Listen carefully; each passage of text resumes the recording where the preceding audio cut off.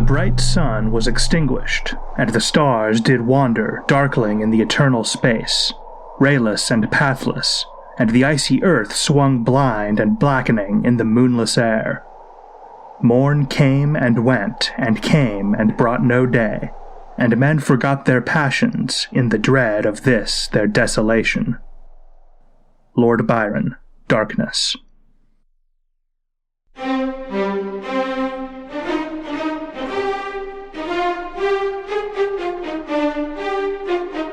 This is The Siècle. Episode 11. The Year Without a Summer. My thanks to E.M. Rummage, host of the excellent Age of Napoleon podcast, for reading this episode's epigraph. In the second week of April 1815, Napoleon Bonaparte sat in Paris, having reclaimed his throne as part of the 100 Days. As he grappled with raising revenue and reforming France's constitution, the other powers of Europe were mobilizing armies for the great clash that would climax at Waterloo 2 months later. But the most consequential event for France to happen that week did not happen at the Tuileries Palace, nor in London or Vienna. It happened on the other side of the world, 7,800 miles or 12,500 kilometers away from Paris, in the archipelago we now call Indonesia. It sounded like artillery to a British colonial officer named Stamford Raffles, so much so that officials believed one of the outlying settlements was under attack and dispatched a company of soldiers to fend off the raid. But it wasn't an attack. The sounds of cannon actually came from the volcanic eruption of Mount Tambora, 240 miles or 380 kilometers away from where Raffles heard it, in modern-day Jakarta. And that was just the initial stages of the eruption, on April 5th. The Great Eruption didn't come until 5 days later, a massive series of explosions that shook buildings despite the vast distance. Ash fell from the sky, so thick in the air that it was unpleasant to stir out of doors. The ash blocked out the sun, requiring candles at midday, and piled up on the ground to depths of up to 9 inches or 23 centimeters. These ominous events were nothing compared to the devastation in places closer to Tambora. The villages near the mountain were effectively wiped off the map by ash and falling stones and a furious pyroclastic flow of fast-moving volcanic gases that swept people, cattle, houses, and trees into the air. A tsunami of up to 16 feet tall pummeled the island. The local population of around 12,000 people was almost entirely wiped out. A little further away, death came more slowly, but just as surely. The falling ash knocked down houses and got into the water supply, where it may have sparked a deadly outbreak of diarrhea that killed people and animals alike in great numbers. Those who survived this had to deal with the fatal effect the ash had on their crops, which provoked widespread famine that killed tens of thousands of people and sent tens of thousands more fleeing as refugees. None of this was noted on the other side of the world, where the skies remained clear, the crops healthy, and attention firmly focused on the great drama of the day, Napoleon's stunning return to power. But make no mistake about it, the eruption of Mount Tambora was a catastrophe for France and its neighbors. It was just a slow-moving disaster, rather than explosively sudden. The culprit was not lava or tsunami, but Tambora's ash, which had rained down with such violent force in the volcano's vicinity.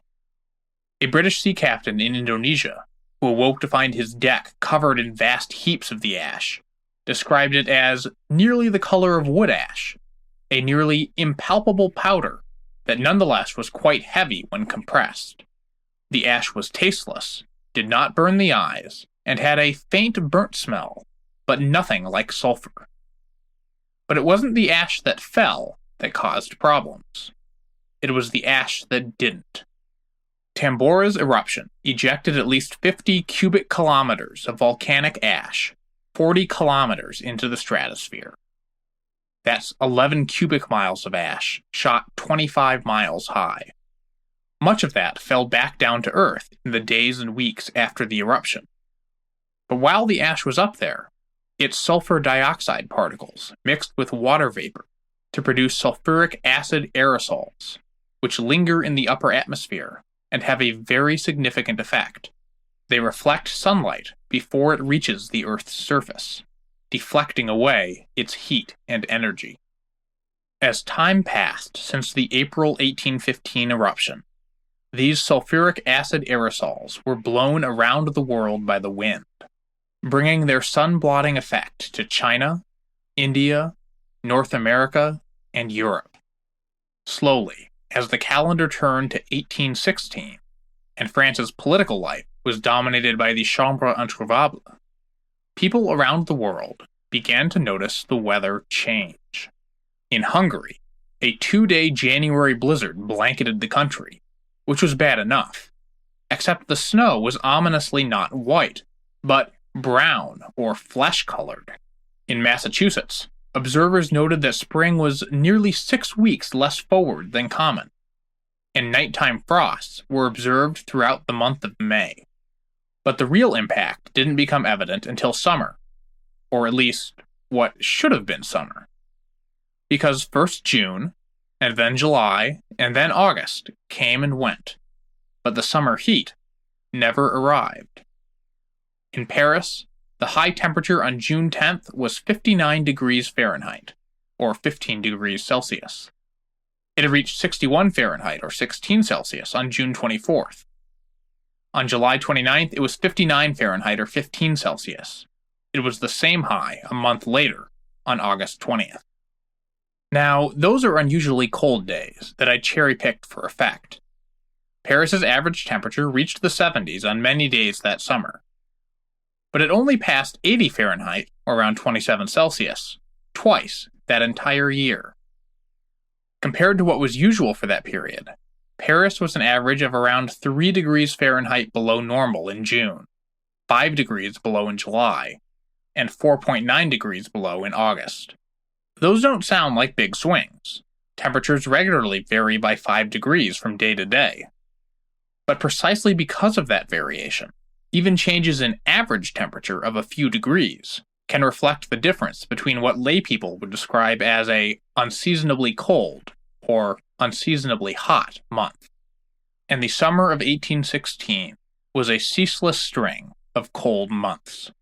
The year 1816 was, in fact, dubbed the year without a summer because of the perpetual cool temperatures all across Europe, Asia, and North America. Summer just never came. You can visit the online version of this episode at thesiecle.com/episode 11. That's THESIECLE.com with 11 as the numeral, to view a graph I made of the temperature observations at the Paris Observatory throughout 1816, along with citations, bonus information, and other charts and images. Compounding these cool temperatures was the rain, which seemed to fall ceaselessly around the entire continent. A dispatch from the French Interior Ministry took note of the abundant rains which have fallen for several months, and the overflowing rivers which have followed them. Germans complained that every storm of the past summer, moreover, was followed by the most severe cold, so that it regularly felt like November. In Switzerland, which possibly suffered worse than anywhere in Europe, especially poetic descriptions came from a group of British travelers who had thought to take a summer vacation by Lake Geneva. As one of the travelers noted, it proved a wet, ungenial summer, and incessant rain often confined us for days to the house.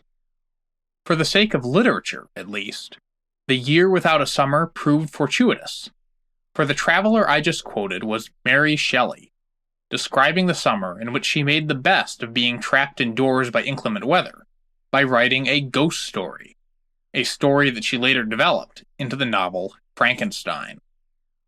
Another of the travelers, the poet Lord Byron, wrote a few fragments that a third traveler, John Polidori, expanded into The Vampire, which created the modern vampire mythos. Byron had more luck with verse, writing a poem called Darkness, inspired by the cold and wet year and its hazy, obscured sky. You heard E.M. Rummage, the Age of Napoleon podcast, read an excerpt from that poem to begin this episode. The cold, wet summer of 1816 wasn't just miserable to live through. It had devastating consequences for agriculture, which in 1816 was not only necessary to live, but also how a huge percentage of the population made their living. The cold spring delayed planting. Cool summer days often meant cooler summer nights, sometimes with frosts that could kill or damage crops. The summer also brought hailstorms, with their own damage. The simple lack of heat could be bad in its own right, as with the grape crop, which relies on temperature cues to ripen. The year 1816 saw the latest ripening of France's grapes in recorded history, and in some areas, the grapes failed to ripen at all.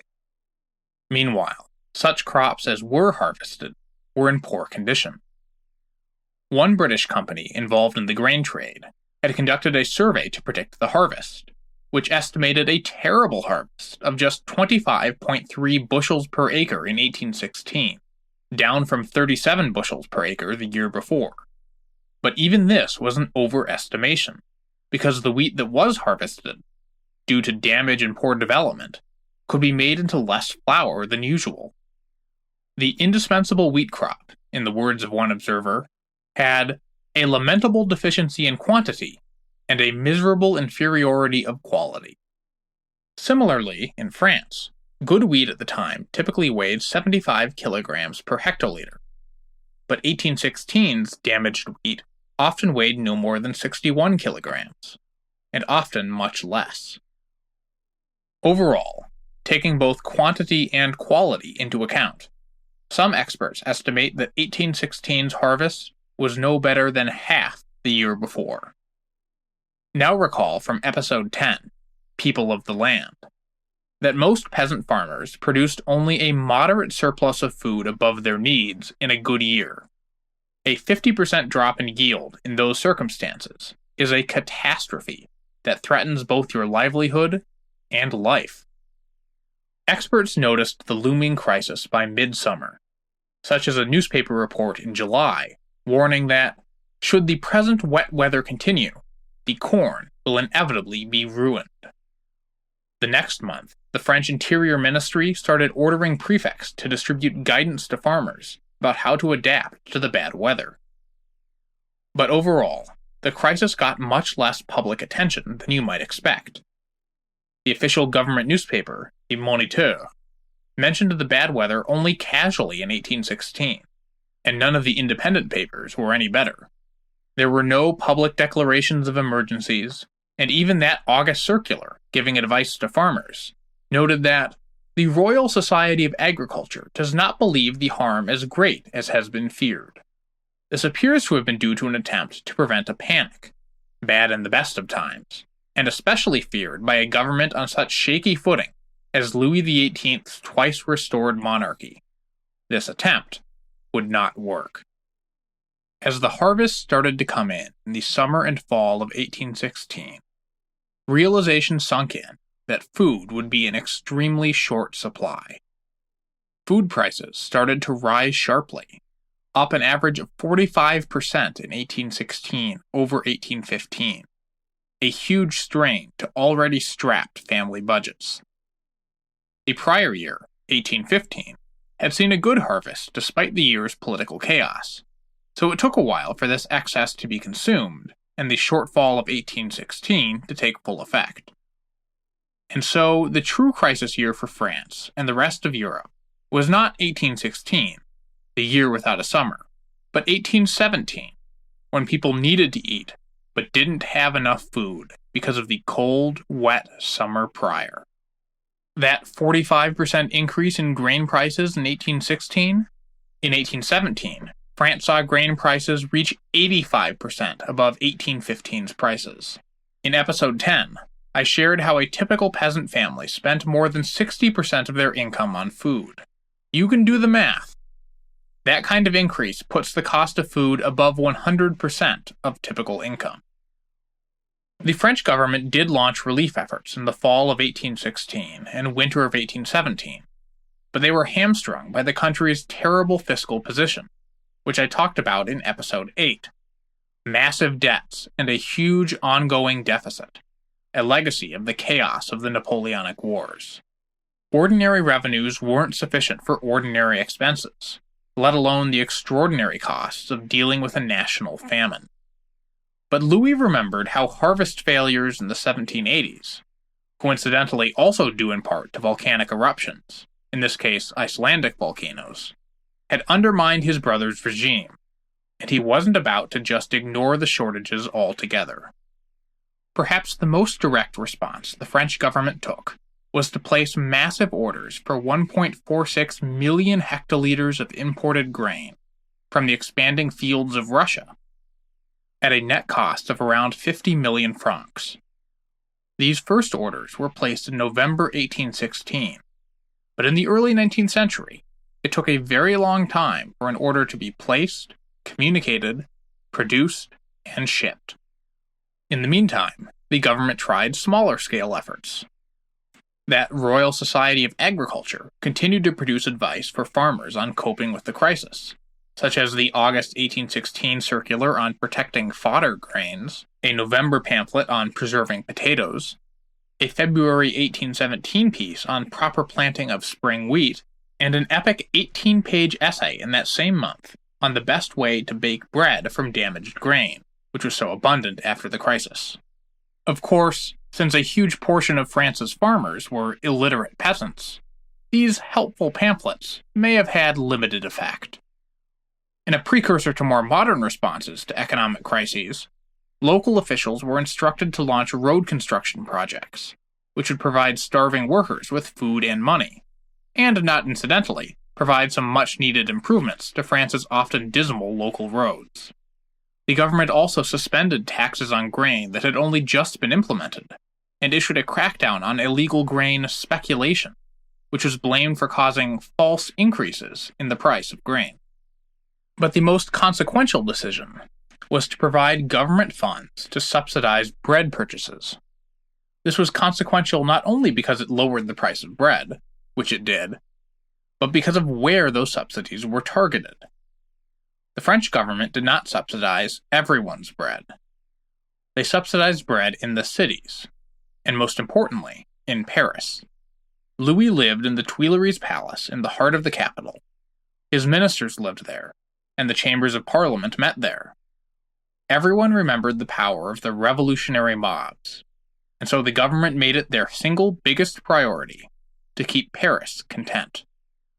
So in Paris, the average price of a 2-kilogram or 4-pound loaf of bread rose from about 60 centimes in 1815 to 82 centimes in 1816 and 96 centimes in 1817, about a 65% increase, and one that was felt dearly by the city's struggling workers. But in rural areas of France, which didn't get subsidies, the price of bread increased by as much as 3 times the pre-crisis rate. You can visit thesiecle.com/episode 11 to see a graph showing the average price of bread in Paris from 1801 through 1820. Such an important piece of data for the bureaucrats of the time that they kept tracking it in minute detail, even through all the political upheavals of that time period. This differential had several side effects. The most immediate one is what the government's massive expenditures, 19 million francs for the Parisian subsidies alone, plus another 5 million from the city government, were intended to accomplish: keep Paris quiet. Despite everything, Paris did not see riots or rebellion. Louis's regime was not toppled.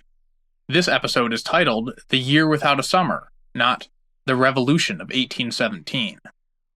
Of course, France still had relative freedom of movement, and people picked up on the fact that bread was cheaper in Paris than out in the countryside. So people streamed into Paris, threatening even the capital's subsidized food supplies. An 1817 census showed 84,461 of Paris's 713,966 residents were destitute. But the bigger impact of these Parisian subsidies was to worsen the crisis in rural areas, The subsidies meant Paris bakers could pay the inflated market price for grain when almost no one else could. So what little surplus grain there was, all over the country, was packed into wagons and shipped to Paris, even as nearby farmers were on the verge of starvation. Despite efforts to conceal this, such as shipping at night, peasants noticed that their region's grain was being shipped away despite the urgent need for it in the rural areas.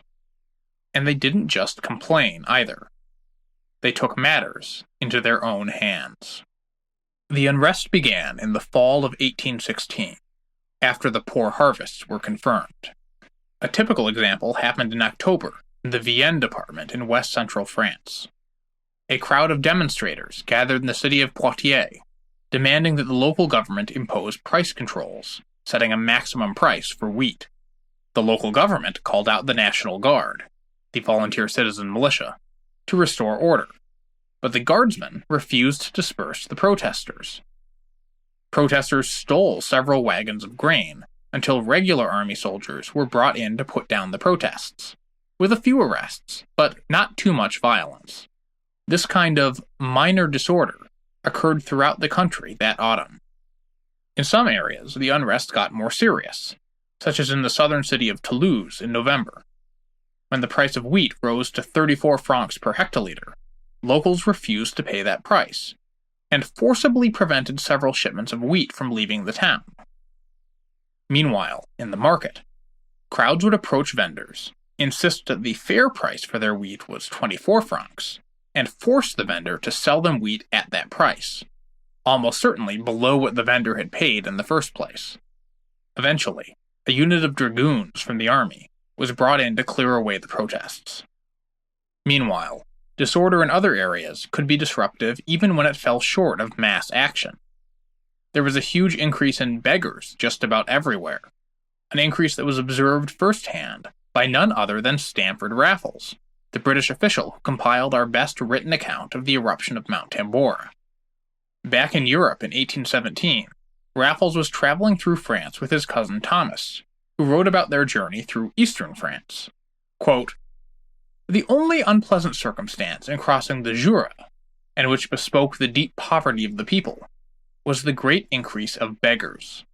They were chiefly children, and their number and importunity were truly astonishing. Along with begging, many areas saw an increase in crime. In Normandy, for example, officials saw a rise first in petty thefts, then increasingly highway robbery. By the depths of winter of 1816-17, the crime rate outstripped the ability of magistrates to combat it, and increasingly, they didn't even bother to seek out offenders.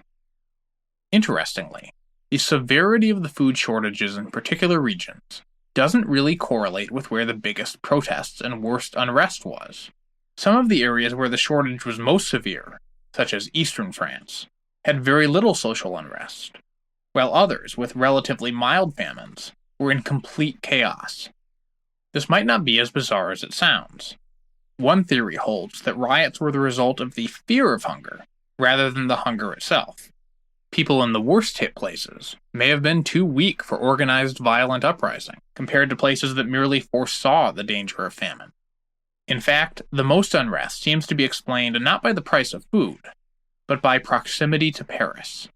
The capital's neighbors, struggling to feed themselves, observed wagon loads of wheat being hauled down their highways, and saw both injustice and an opportunity.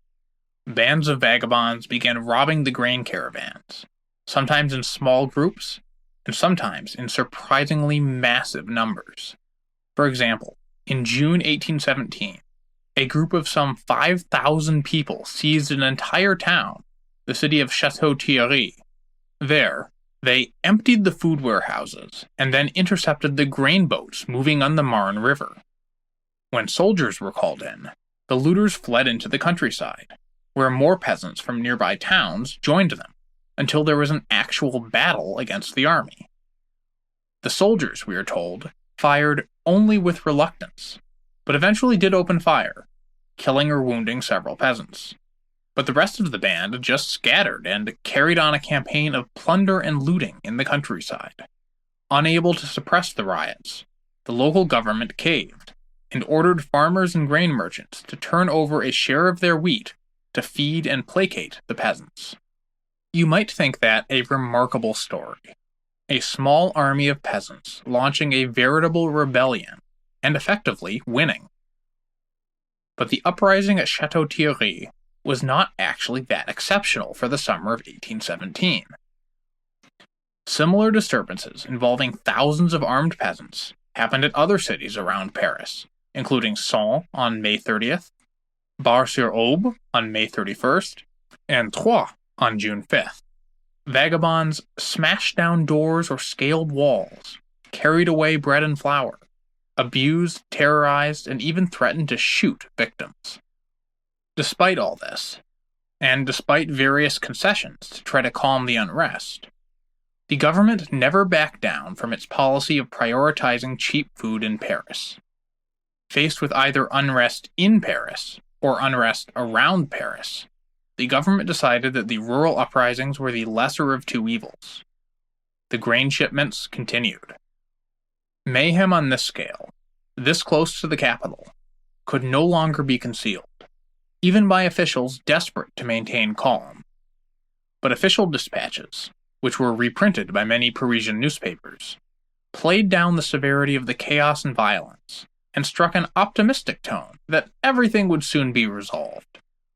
Historian John Post notes how this policy actually ended up creating major problems for the government. When official dispatches insisted that everything was fine, even when people's own eyes and stomachs told them it wasn't, they stopped trusting the government.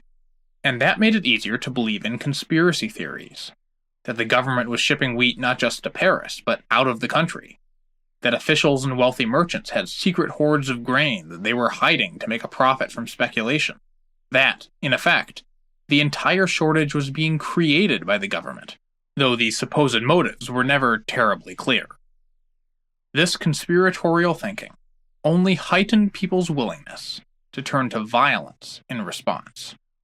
Of course, all these food riots were happening at the same time as the political turbulence I've discussed in earlier episodes. France was currently ruled by a monarchy, upheld in part by foreign bayonets, after serious experiments in recent memory with various forms of republican and imperial governments. For all that royalists would talk of legitimism, Louis in 1816 was suffering from a serious shortage of popular legitimacy. Large portions of Louis's country didn't really want him, though other large portions certainly did. And Louis knew it. So to what degree was the unrest in 1816 and 1817 primarily about food, and to what degree was it political rebellion? Louis's government certainly believed it to be heavily political, if not driven by foes of the regime, then inspired or instigated by them. Bonapartist sympathizers were regularly charged with sedition during the unrest, and even ultra-royalists came under suspicion. Remember, it was in September of 1816, right in the middle of this crisis, that Louis dissolved the Chambre Introuvable, as I discussed in episode 8. And the thing is, the government wasn't necessarily crazy to see conspiracies at work. This was an extremely politically charged time. Everything from flowers in your coat to the brand of liquor you drank could carry political symbolism. Peddlers did a brisk business selling Napoleonic memorabilia to an eager customer base. In northern France in 1817, we are told of a group of young men who decided that growing mustaches was a way to symbolize Bonapartist loyalties. Their facial hair appropriately groomed, the young men then walked through town in groups, provocatively twirling their whiskers. In Paris, politics pervaded the theater, such as with a March 1817 performance of a play called Germanicus, a new work set in Imperial Rome. At the play's premiere, gangs of both Bonapartists and ultra-royalists showed up spoiling for a fight, carrying walking sticks weighted with iron, and wearing distinctive dress codes, with royalists in black waistcoats and white ties, and Bonapartists in white waistcoats and black ties. The two sides fell upon each other at the play's conclusion, despite the presence in the audience of the Prime Minister, the Duc de Richelieu, the Interior Minister, Élie Decazes, and the Duke of Wellington.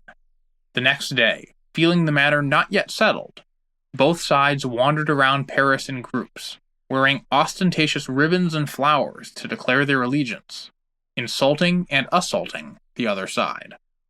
Out in the country, it was sometimes hard to tell how much the peasant vagabonds were actually Bonapartist, and how much this was just a facade.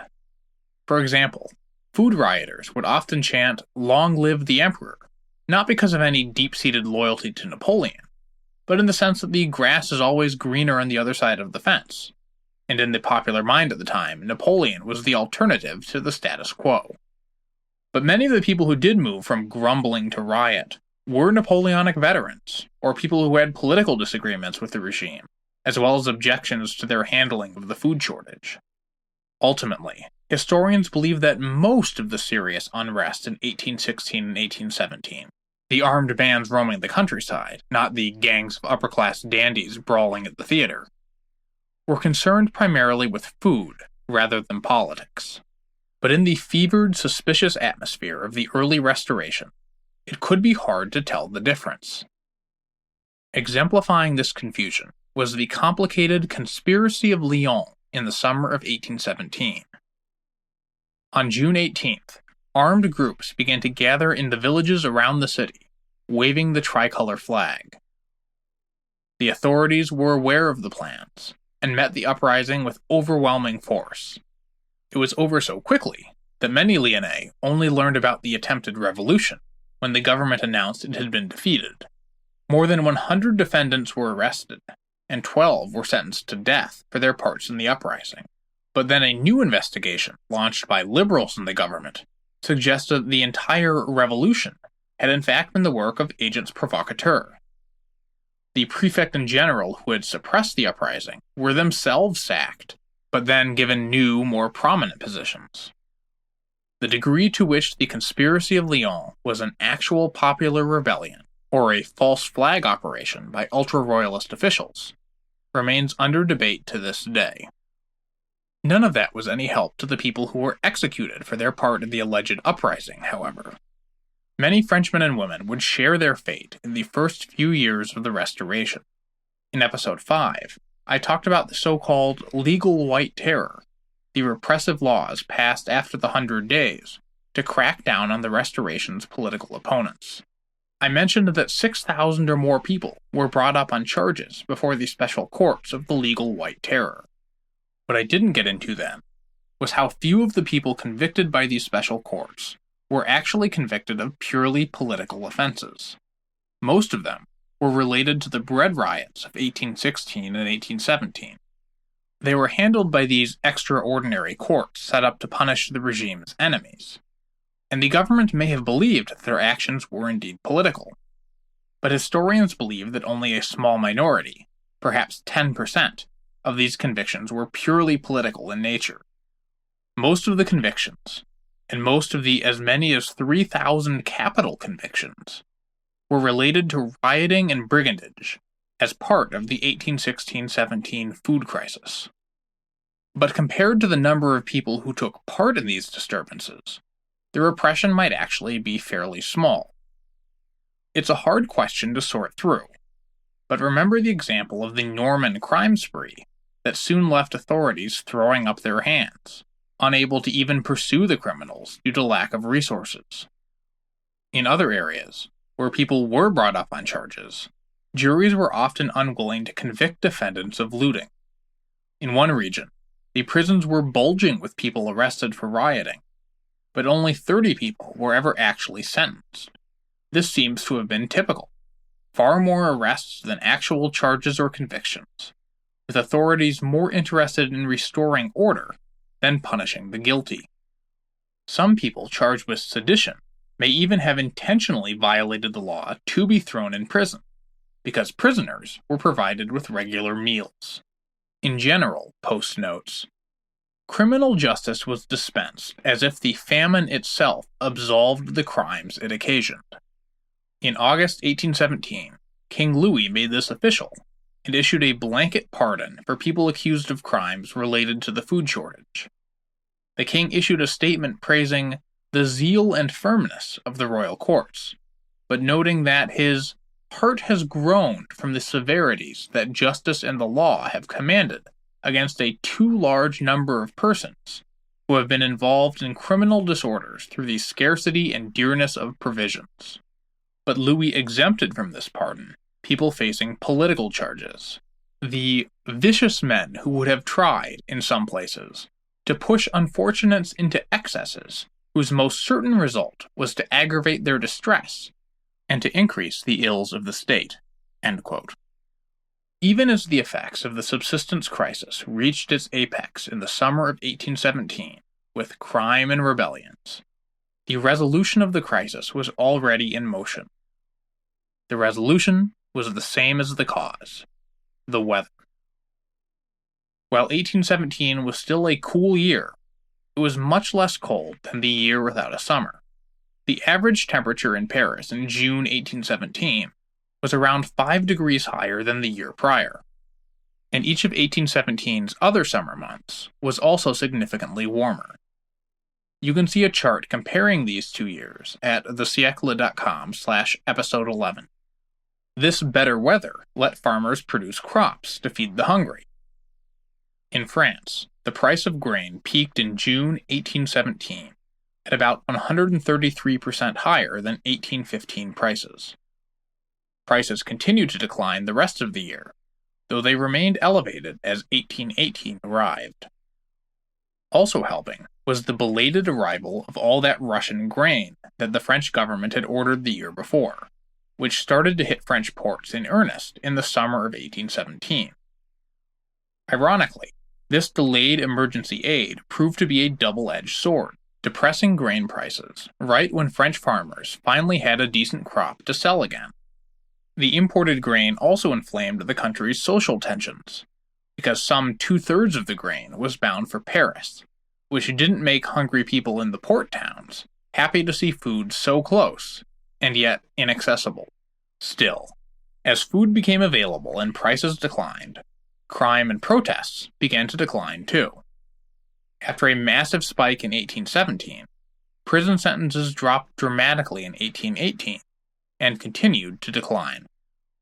At a raw statistical level, France was not fundamentally transformed by the subsistence crisis, as terrible as it was for the people enduring it. At the peak of the crisis in 1817, the country's death rate shot up 3.7 percentage points, while its birth rate, which operates on a 9-month delay, fell by 2.5% in 1817 and 3% in 1818. But France's population continued to grow, even in the depths of the crisis. As bad as the subsistence crisis was, especially coming on the tail of the devastating Napoleonic Wars, it wasn't as devastating as war had been. Indeed, many traditional histories of France in this period mention the harvest crisis of 1816-17 only in passing, a few sentences about bad harvests and rising disorder. It's hard to know the degree to which this is due to the fact that the subsistence crisis was not associated with a political revolution, unlike several other 19th century crises, or whether even on its own merits, the crisis was mild enough in France to pass over. Certainly it's fair to say that in terms of actual death and disease, 1816-17 wasn't as bad for France as some 18th century harvest failures had been. An improvement that may be due to the rising agricultural powerhouses of the United States and Russia, both of which were able to export substantial amounts of grain to Europe during the crisis. The Times of London called it a remarkable historical fact that a quarter of the globe finds in Russia a protection against the almost universal calamity of famine. The year without a summer was not simply a French phenomenon. Unusual weather and harvest failures happened around the Northern Hemisphere, with wide-reaching consequences. Though I focused on the French experience here for obvious reasons, I don't want to leave the rest of the world out altogether. Many parts of Europe were hit by the harvest failure even worse than France was. The Low Countries, Switzerland, southern Germany, and northern Italy all saw even bigger average increases in grain prices, In Lombardy, Tuscany, and Switzerland, as well as Austria and parts of Germany, more people died in 1817 than were born. Other parts of Europe also saw social and political unrest. There were food riots nearly everywhere, often on a large enough scale to require military force to suppress. Sometimes these disturbances interacted with other political, social, or economic factors, as with France and Bonapartism. England's famous machinery-smashing Luddite protests, for example, were active in 1816 and 1817, though they had begun earlier in the decade. In Germany, rioters targeted Jews in a series of minor pogroms that would escalate, a few years later, to the anti-Semitic Hep riots of 1819. The United States saw considerable upheaval too, even though harvest failures there fell short of famine. When the year without a summer decreased crop yields, many farmers on the East Coast found themselves unable to cope, especially in New England, where rocky-soiled farms had in many cases been subdivided over the generations into smaller and smaller plots. Tens of thousands of Americans packed up and migrated west, over the Appalachian Mountains, to seek out new land in states like Ohio. Meanwhile, the elections of November 1816 saw the single largest defeat of incumbent members of Congress in American history. Nearly 70% of the prior Congress wasn't returned. This was largely attributed to disgust at Congress raising its own pay, but some historians speculate that the general malaise created by crop failures and threatened famine contributed to the landslide. The year without a summer also had far-reaching effects in Asia, with massive historical echoes. For example, post-Tambora rice harvest failures in China led to widespread famine, a demographic devastation that might be a factor in the great economic divergence between China and Western Europe in the 19th century. You're probably familiar with cholera as a quintessentially 19th century disease, striking at London slums and the Oregon Trail with equal ferocity. And you're not wrong. But in 1815, cholera was essentially unknown, a regional disease isolated to a few areas of India. Then Tambora disrupted the monsoon winds, causing drought in the summer of 1816, then flooding in the fall. A weakened population was unusually vulnerable to the bacterial infection, and cholera swept across the subcontinent, killing thousands. Within a few years, it reached Afghanistan, then Russia and the Middle East. By the middle of the century, cholera was the worldwide disease you know from popular history. Remember this. The cholera pandemic kicked off by the Tambora eruption will intersect our story soon enough. At the time, Europe saw disease arise close to home. Some endemic diseases flared up with the famine, with outbreaks of typhus fever, dysentery, and smallpox occurring in some places, though France was largely spared. More ominously, the bubonic plague returned to Europe, the expansion of an outbreak in the Middle East and Eastern Europe earlier that decade. Despite quarantines, the Black Death raged in Constantinople, Belgrade, Algiers, and parts of Italy. In a deadly irony, the plague was spread in part by the shipments of grain which European countries had ordered from the East to deal with their famines. The holds full of wheat also carried with them black rats, for whom grain is a preferred food. The rats carried with them fleas, Xenopsilla chiapsis, which breed in the debris of cereal grains and are the direct vector of plague bacteria. But the governments of Western Europe were more organized than their historical predecessors. Rigorously enforced quarantine policies in ports like Marseille kept the plague out of Western Europe. So did effective border patrols, most notably along the Austrian military frontier with the plague-ravaged Ottoman Empire. Another extremely important impact of the year without a summer was on the occupation of northern France by the Allied powers, which was still going on throughout this entire crisis. Unfortunately, the intricacies of how that occupation was affected by the agricultural crisis are just too detailed to fit into what is already the longest episode of the show so far. So just know that there are still 150,000 foreign troops occupying northern France as everything I talked about today went down, and that we will cover what happened with them and how that affected French politics in a future episode. I want to close out this episode by taking it back to the eruption of Mount Tambora and its impact on the climate. Today, we know it was Tambora that caused the year without a summer, but people in 1816 did not. Experts at the time had their own theories about what was behind the unusual weather. Many noted the appearance of large sunspots that year, and believed they were the key to understanding the cold. Others noted the large amounts of icebergs, and wondered whether they were cooling the climate, in an interesting confusion of cause and effect. Meanwhile, you might recall from episode 8 that ultra-royalists in the French Parliament had waged a fierce political battle to prevent the government from selling off the national forests to cover the country's huge debts. The primary reason for this opposition was that many of these forests had been seized from nobles or the church during the Revolution, and the ultras hoped to return them to their prior owners, rather than sell them for a profit.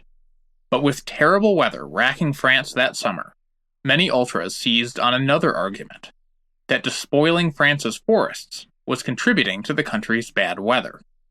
The royalist politician, writer, and noted world traveler Chateaubriand told the House of Peers, quote, "Everywhere that trees have been cut down, man has been punished for his improvidence. I am better equipped to speak on these matters, dear sirs, and on the consequences of the presence or absence of forests, since I have seen the pristine lands of the New World, where nature is newborn, and I have seen the deserts of old Arabia, where creation has all but died." In 1815, in other words, it was the right wing that wanted to protect the natural environment, while the left wing was eager to put the environment to use to benefit the nation and individual owners and workers. Other thinkers put forth much wilder theories than icebergs or deforestation. Some Americans noted recent earthquakes, such as the famous tremors of New Madrid, Missouri in 1811 and 1812, and wondered whether they had created an equilibrium of fluid between the surface and the atmosphere. Others thought an eclipse of the moon might have deflected usual winds. But my absolute favorite theory had to do with electricity. This hypothesis held that much of Earth's normal heat came from lightning strikes. If this were so, some people wondered, maybe Benjamin Franklin's lightning rods were contributing to global cooling by preventing the lightning from reaching the ground. In fact, Franklin, decades earlier, had been among the first to propose that volcanic eruptions could cool the world's climate. In 1783, the American inventor noted a persistent haze that seemed to be blocking the sun's rays and diminishing their summer effect in heating the earth. The cause of this haze was unknown, Franklin wrote, but he proposed an answer. The vast quantity of smoke long continuing to issue during the summer from a volcano in Iceland. It seems worth the enquiry, Franklin wrote, whether other hard winters recorded in history were preceded by similar permanent and widely extended summer fogs. This entirely accurate hypothesis had not yet been met with acceptance in 1816, with the most eminent scientists advancing a theory that the Earth was gradually cooling down. But at least one prominent scholar, the Comte de Volney, proposed the connection between Tambora and the year without a summer, in the process formulating a theory about atmospheric winds to explain how the ash could make its way around the world. Another figure, the Swiss engineer Ignaz Benitz, was inspired by the cold summer to study alpine glaciers for a scientific essay contest. His conclusion that glaciers had once taken up much more space than they did at present not only challenged the global cooling theory, but was the first evidence for the existence of what would soon be dubbed the Ice Age. As you can see, the trials and tribulations of the year without a summer had a host of side effects, from literature to science. I'm going to wrap up this discussion now, but rest assured, we'll return to the ongoing impacts of the 1816-17 subsistence crisis in future episodes. For now, I'd like to thank again E.M. Rummage of the Age of Napoleon podcast for the introduction to this episode. If you like French history about this era, you'll definitely want to check him out. His narrative will climax right where the siècle began, so if you want to learn about what happened before the Restoration, check out Age of Napoleon at ageofnapoleon.com, or wherever you get podcasts. There's also a link to his show in the online version of this episode at thesiecla.com/episode 11. I'd also like to thank the Siecla's generous supporters on Patreon. Thanks to a number of very generous backers, I'm now getting enough monthly pledges to cover my hosting costs, so I'm no longer losing money on the show. Any support you can provide, even as little as $1 a month, makes a huge difference as I purchase a steady stream of books for the show, and also set aside time outside my regular full-time job to research and write episodes. Backers Robert, Preston, Rick Varco, Antonio Vitellone, Marco Daudovic, Angus Wilson, Gavin McLaughlin, Liam Allen McGoran, Frank Coe, Claudia Morgenstern, and Thad Kelly have all made pledges since I last thanked new subscribers in episode 9. My apologies if I butchered any of your names. Also backing the show is the Age of Napoleon podcast, which has its own Patreon account that I encourage you to check out if you're a fan. This is an amazing outpouring of support, and I'm overwhelmed and grateful. Because of all these new backers, I've got a special announcement to make. Everyone is going to get a bonus episode. I passed my $25 per month threshold, which means I'll make a supplemental talking about some of the sources I used to create this show. In the next few days, I'll be reaching out to my backers on Patreon for their input on what format the episode should take. If you'd like to join them for as little as $1 per month, visit patreon.com/thesiecla, or go to thesiecla.com and click the support page. In the meantime, feel free to reach out with any questions or comments. I can be reached by email at david@thesiecla.com, or on Facebook and Twitter under the handle The Siecla. The next episode of the show will be out later this month, and I'm really excited to share it with you. It's an interview about King Louis XVIII with Philip Mansell, a historian who literally wrote the book on France's restored king. Please join me in 2 weeks for episode 12, Louis Louis.